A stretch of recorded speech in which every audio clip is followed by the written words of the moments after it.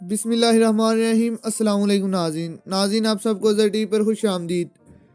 تو آج ہم بات کریں گے ڈاکٹر عبدالقدیر خان صاحب کے بارے میں۔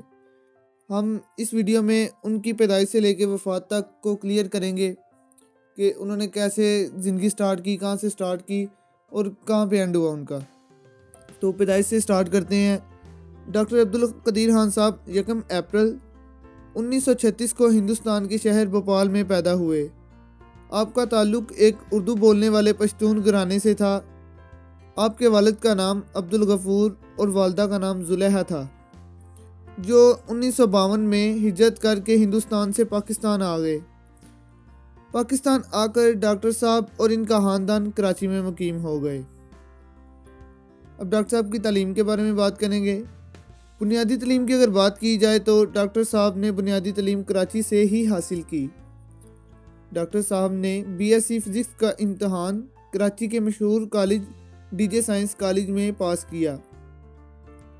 آپ نے یونیورسٹی آف کراچی سے میٹلرجی میں گریجویشن مکمل کی۔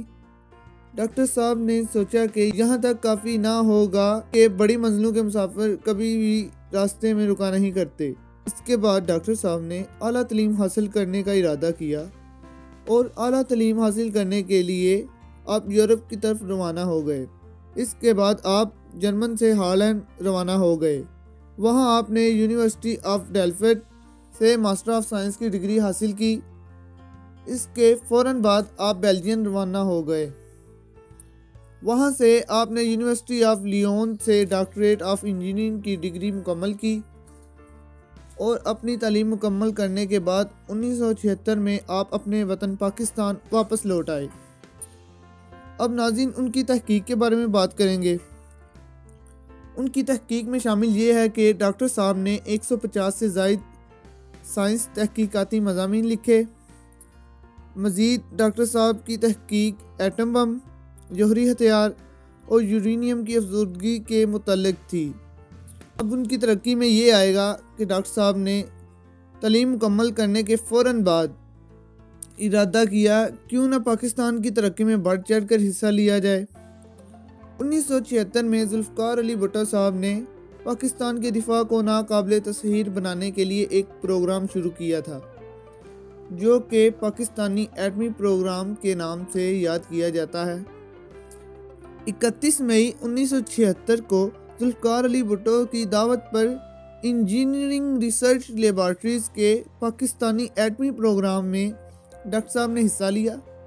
وہاں آپ نے ہمت، لگن اور محنت کے ساتھ اپنا کام کیا۔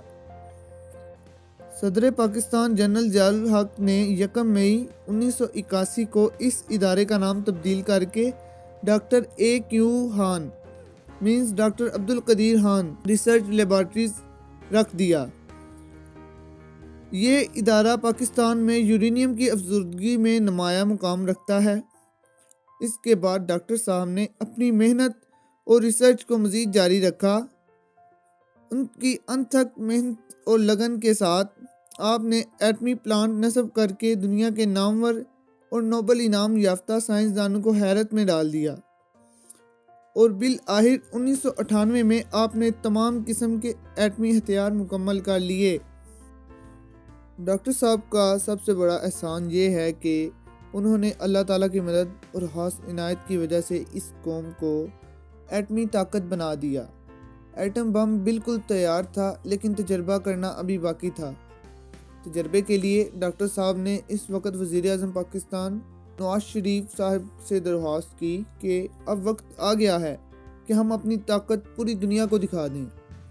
یہ مئی 1998 کا مہینہ تھا جب ڈاکٹر صاحب نے بھارتی ایٹمی دھماکوں کے جواب میں وزیر اعظم پاکستان میاں نواز شریف صاحب سے تجرباتی ایٹمی دھماکے کرنے کی درخواست کی۔ آپ کی درخواست کو قبول کرتے ہوئے چاغی کے مقام پر 6 کامیاب ایٹمی دھماکے کیے گئے، جنہوں نے پوری دنیا میں کھلبلی مچا دی۔ 6 ایٹمی دھماکے چلائے گئے اور 6 کے 6 کامیاب ہو گئے۔ اس موقع پر ڈاکٹر صاحب نے پیغام دیا کہ آج ہم نے پاکستان کو دفاعی لحاظ سے ناقابل تصحیر بنا دیا ہے۔ ایٹمی دھماکے کرنے کے بعد پورے عالم اسلام میں خوشیاں منائی گئیں۔ وہ دن امت مسلمہ کے لیے عید کا دن تھا۔ ایٹمی دھماکوں کے کامیاب تجربات کی خبر سن کر سعودی حکومت نے پاکستان کے لیے خام حالت میں مفت تیل فراہم کرنے کا اعلان کیا۔ اس کے بعد ڈاکٹر صاحب نے مختلف تعلیمی اور فلاحی اداروں کی بنیاد بھی رکھی۔ مثال کے طور پر نومبر 2000 میں آپ نے ایک ککسٹ نامی ادارے کی بنیاد رکھی۔ اب ڈاکٹر صاحب نے اپنی زندگی میں جو اعزاز حاصل کیے ان کے بارے میں آپ کو بتائیں گے کہ ڈاکٹر صاحب نے اپنی قلیل محنت کے دم پر پاکستان کے بڑے بڑے اعزاز اپنے نام کیے ہیں۔ 1993 میں کراچی یونیورسٹی نے ڈاکٹر صاحب کو ڈاکٹر آف سائنس کی اعزازی ڈگری سے نوازا۔ بعد ازاں 14 اگست 1996 میں صدر پاکستان جناب فاروق لغاری صاحب نے پاکستان کا سب سے بڑا سول اعزاز نشان امتیاز ڈاکٹر صاحب کو عطا کیا۔ اس سے پہلے 1989 میں ڈاکٹر صاحب کو ہلال امتیاز کا تمغہ بھی عطا کیا گیا۔ جب ڈاکٹر صاحب نے 1998 میں ایٹم بم کے کامیاب تجربے کیے تو سعودی مفتی اعظم نے ڈاکٹر صاحب کو قومی ہیرو قرار دیا۔ اس کے علاوہ پاکستانی قوم کی طرف سے ڈاکٹر صاحب کو محسن پاکستان کا لقب بھی ملا۔ اس کے علاوہ آپ نے سیچٹ نامی ادارے کی بنیاد رکھی جو تعلیمی اور فلاحی اداروں میں سرگرم عمل ہے۔ آپ نے سیاست میں بھی بڑھ چڑھ کر حصہ لیا اور اپنی ایک جماعت تحریک تحفظ پاکستان بنائی جس کا مقصد پاکستان کو کرپشن سے پاک کرنا تھا، جو جماعت زیادہ دیر نہ چل سکی۔ اب ڈاکٹر صاحب کی زندگی میں جو مشکلات آئی ہیں اسے تھوڑا ڈسکس کر لیں کہ ڈاکٹر صاحب کی طویل عمر مشکلات سے بڑی ہے۔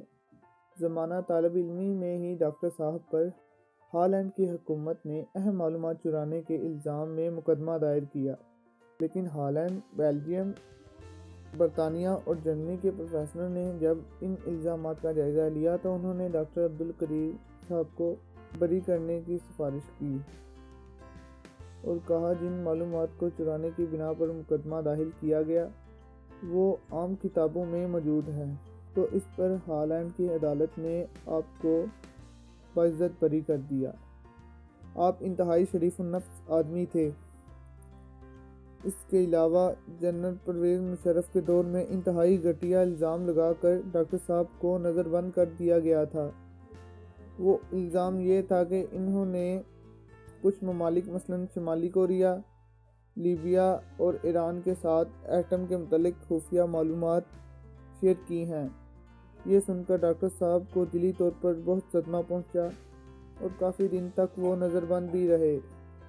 اس کے علاوہ ایک پروگرام میں ڈاکٹر صاحب سے سوال کیا گیا کہ کبھی کسی بات پر دلی افسوس یا دلی دکھ ہوا تو آپ نے فوراً سے کہا کہ مجھے افسوس اس بات کا ہے کہ میں نے اس قوم کے لیے کام کیا۔ ڈاکٹر صاحب کے آخری ایام انتہائی مشکلات میں گزرے۔ انہیں آخری وقت تک اس قوم سے یہی شکوہ تھا کہ پاکستانی قوم احسان فراموش ہے۔ بیماری کو زیادہ نہ برداشت کرنے کی وجہ سے پاکستان کے یہ قومی ہیرو 85 سال کی عمر میں 10 اکتوبر 2021 کو اس دار فانی سے کوچ کر گئے۔ البتہ ڈاکٹر صاحب کی سرکاری تدفین فیصل مسجد اور اس کے بعد H8 میں اسلام آباد کے قبرستان میں دفنا دیا گیا۔ اللہ پاک ڈاکٹر صاحب کو جنت میں اعلیٰ مقام عطا فرمائے اور ان سے ہوئی جو غلطیاں ہیں ان سے درگزر فرما کر ان کے کیے ہوئے نیک اعمالوں کا اجر عظیم عطا فرمائے۔ تو دوستو ملتے ہیں اگلی ویڈیو میں، تب تک کے لیے خدا حافظ۔